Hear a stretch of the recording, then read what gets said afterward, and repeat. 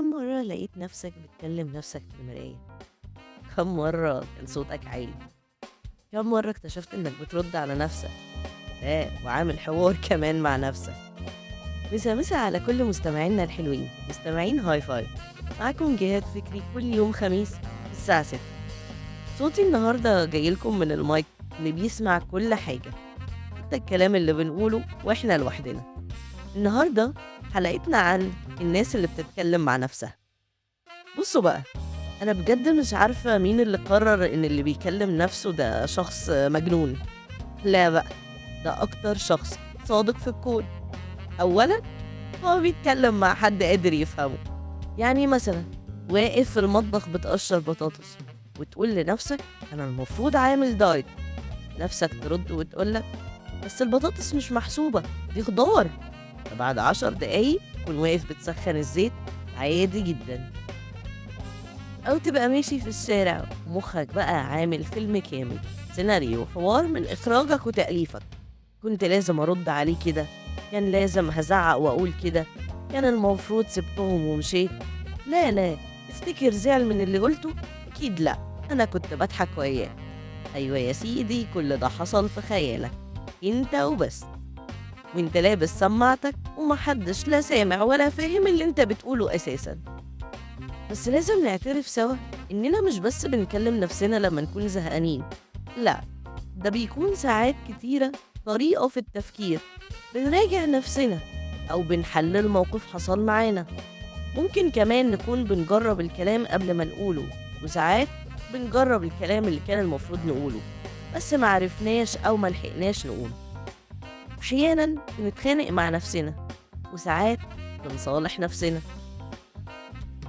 الكلام مع النفس بيكون مزيج عجيب من جلد الذات وتشجيع النفس برضه. طبعا عندنا أنواع من اللي بيكلموا نفسهم، ما هو مش كلنا شخصياتنا زي بعض، فلازم نكون مختلفين. عندك المخطط، ده بقى اللي بيرتب وينظم يومه كله هيمشي ازاي، ويرتب في كلامه، يكون جاهز لكل المواقف بتاعت اليوم. في بقى الدرامي، ده بقى اللي بيألف فيلم في دماغه ويعيش كل تفاصيله لوحده، والموسيقى والمشاعر، كل التفاصيل مع نفسه. في المحلل، ده بياخد كل تفصيلة صغيرة يمكن بجد مش مقصود بيها أي حاجة، ويعمل منها فيلم وثائقي لوحده. عندك الممثل، ده بقى عاش مواقف حقيقية طول اليوم، وآخر اليوم يقعد مع نفسه ويقول مش لو كنت قلت كذا أو عملت كذا كان يبقى أحلى، كان هيبقى أقوى، والله كان هيبقى أوسكار بجد لو كنت قلت كذا. معلش، خيرها في غيرها، المرة الجاية. طب هو احنا ليه بنعمل كده؟ خلاص يعني كلنا بقينا مجانين؟ بصراحة لا، بس لأن الكلام مع النفس هو أقصر طريق لفهم النفس. أصل في فرق ما بين شخص فكر ونفذ أو شخص سمع اللي بيفكر فيه. حاول يتخيل ايه كل ردود الأفعال على تصرفاته أو كلامه.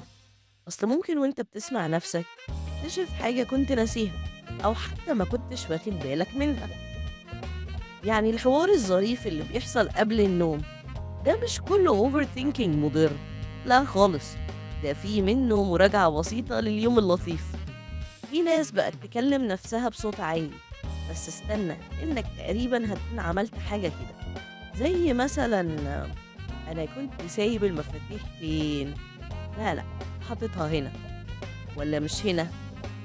هي اصلا معايا، تصدق دي فعلا معايا، ايوه بقى برافو عليا. هتلاقي وقتها كل اللي حواليك بصلك باستغراب، اللي هو طب ما تستهدى بالله كده وتفكر مع نفسك في هدوء.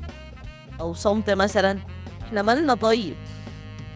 في بقى اللي فجأة يضحك مع نفسه، ولما تقوله بتضحك على ايه تلاقيه بانتباه ويبصلك ويقولك لا ابدا ولا حاجة، دي حاجة في دماغي كده. الله، طب ولما هي في دماغك حضرتك لوحدك رد فعلها ظهر عندنا ليه؟ هي نكتة سرية يعني جاتلك لوحدك؟ ساعات برضو الحوار الداخلي ده بيتقلب لجلد ذات زيادة عن اللزوم. مثلا الأم، انت زعقتي جامد لولادك النهاردة، أنتِ مقصّرة في حق ولادِك، أنتِ مش كفاية لولادِك، أنتِ مش عاملة كل اللي عليكِ لولادِك. كمان المفروض تمسكي أعصابِك شوية، كان المفروض وكان المفروض و100 ألف كان المفروض ومفروض، بس في الحقيقة إنِّك فعلًا بتكوني عملتِ كل اللي عليكِ وكل اللي في وسعِك، جبتِ آخرِك أصلًا.